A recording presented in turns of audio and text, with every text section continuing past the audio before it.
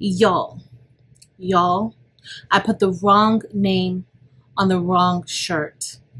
How am I going to fix this?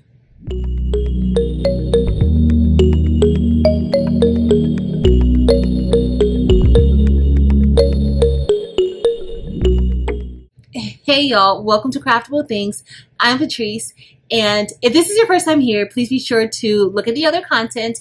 If you enjoy the content on this channel, I would love it if you would choose to stick around by clicking the red subscribe button below. Also, check the content, and if you like it and you find it useful and helpful, please be sure to give it a thumbs up. For my returning subscribers and visitors, hey y'all, welcome back.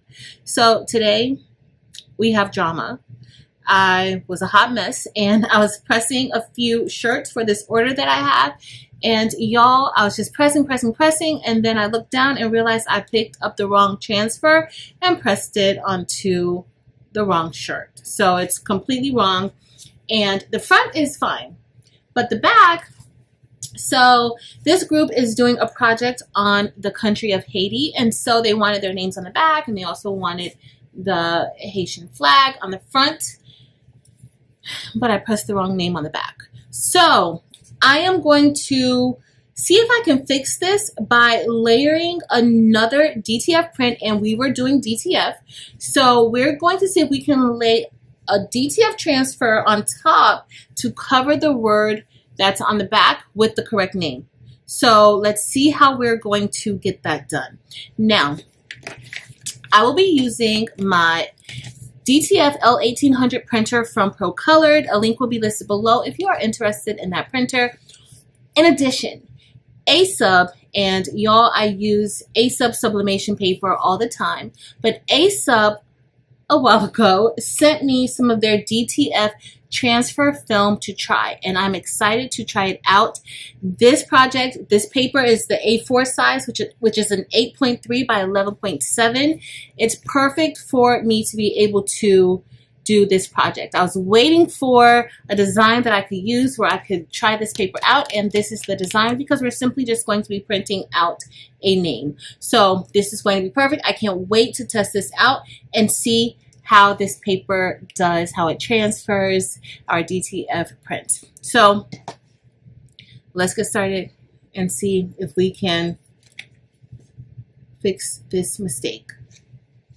Okay, y'all, so we're going to make a quick stop into Adobe Illustrator, and I'm just going to show you all how I am going to attempt to fix my problem. So all of the names on the back of the shirts appear like this. They have a transparent back backing, right? So the shirt printed this way, but since we're using a black shirt, I am going to see if I can place a black square or rectangle behind the actual name that I want on the back of that shirt, and then place the name on top and see if I can cover the incorrect name with the correct name. So we are going to head to our printer and begin printing.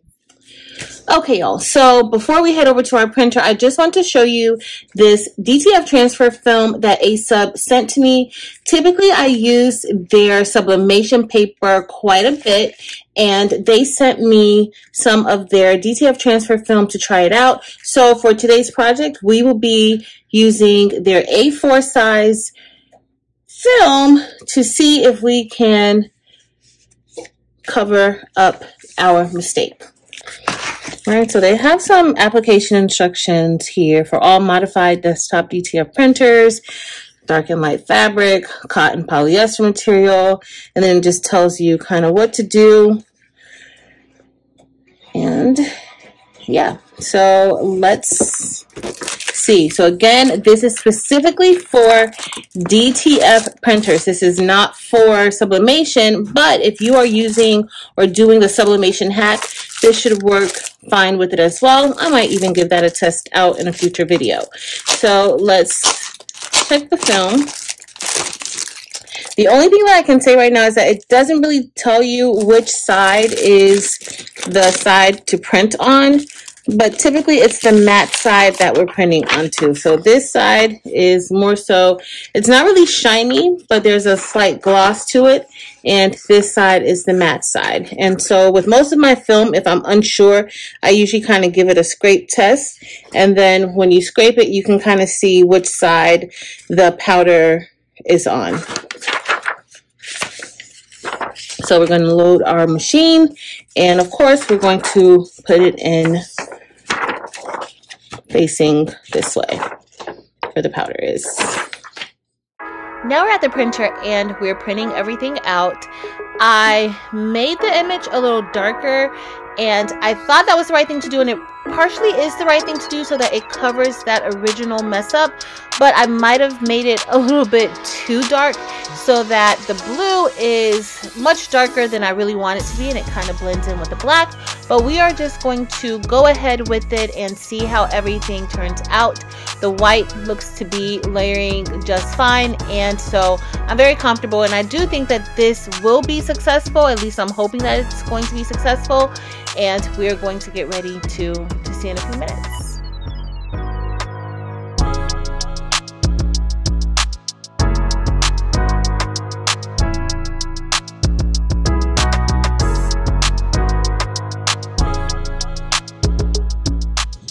Okay, so we are all done with printing these out, get this out, and now we are simply going to apply the adhesive powder to the back of the print. So I'm going to make sure that I coat the entire image, and I'm just going to roll the adhesive powder around and make sure it's nicely coated before heading over to our curing oven.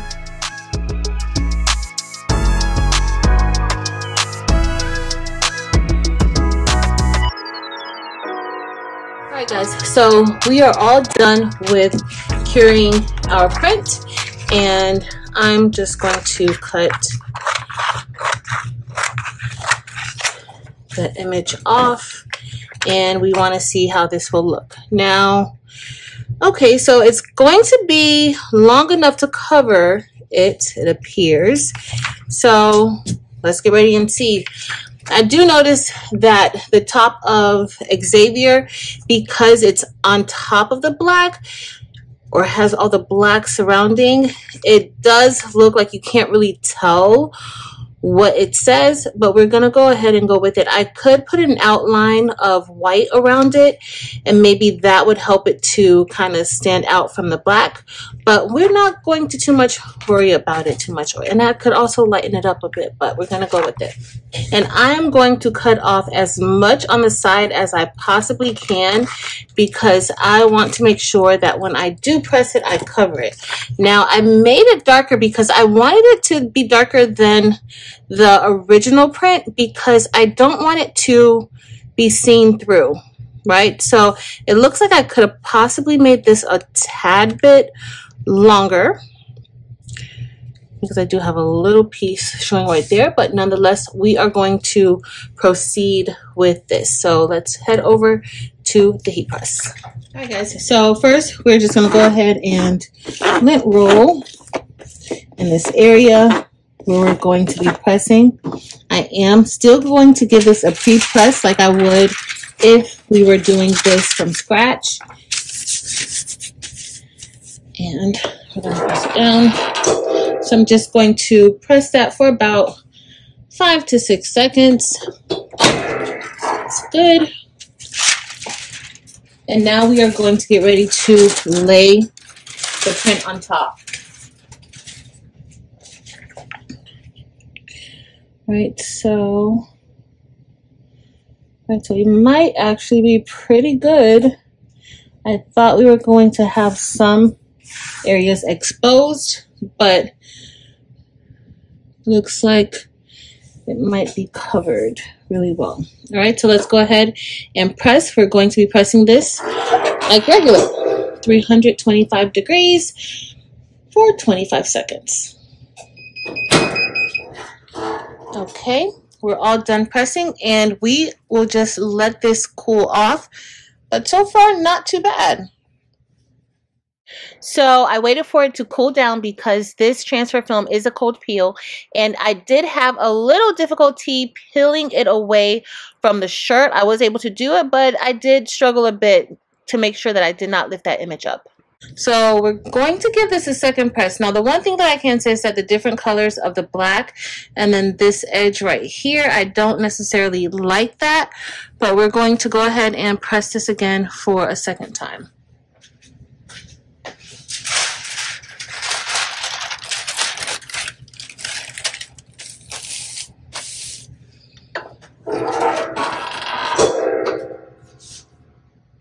And now we're just pressing this for about 10 seconds. Alright, so that's it. Let's peel it back and see how that looks. And I must say, not too bad. If I could have matched the black on the shirt with the black print a little bit better, that might have actually been perfect, but honestly I can't even see what's underneath the print. Even the area of the white looks pretty good, but the flag doesn't look too bad. And so here, this is how how the corners look. This is from where I was peeling it. So you can definitely tell, but I cannot see any of that other print behind it.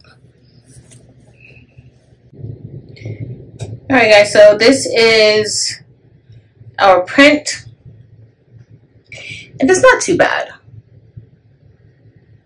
Alright guys, so here are the shirt, and this is without the black border around it, and this is the one that I messed up where I had to put the black background behind it. And let me know in the comments what you guys think, if it's okay or if it is not okay.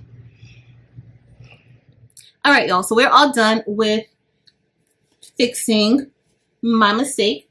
And for the most part, I'm very, very happy with how it turned out. Is this a fix for everything? No, it is not. For some projects, you may be able to get away with it. Other projects, not so much. I can totally see certain situations where this would not work. But if you are going to have a shirt that you may eventually waste, it's worth trying it out, right? And so for shirts that I've ruined, I can totally use other transfers, press it on top, and I can wear those shirts. Like, I would be comfortable wearing those shirts. They may not necessarily be shirts that I want to sell, but you can totally cover things up because I don't even see the name in the back. It feels very much so textured as the shirt does when you press it down and you give it that second press. I can't tell where the name is in the back. So I'm pretty excited about this, and I think that this will work out for my customer. I think they will be perfectly fine with this outcome. This was my very first time trying this out, and what I will suggest is that I need to wash, well, I'm not going to wash this one. So I will let the students wear this because they need it right away, but I would, if anything were to break down, I would definitely redo this shirt over. But I want to try it out, so I may get another shirt that I have, test this out, and wash it, and just to see whether or not that transfer will break down. But for the most part, it looks good. It's nice and adhered to the shirt, and I think this was a winner. If you enjoyed this video, please be sure to give it a thumbs up. Also, make sure to head over to Facebook, Instagram, and TikTok and join Craftable Things there as well. But that's it for today, y'all. Thank you all so very much for watching. Until next time.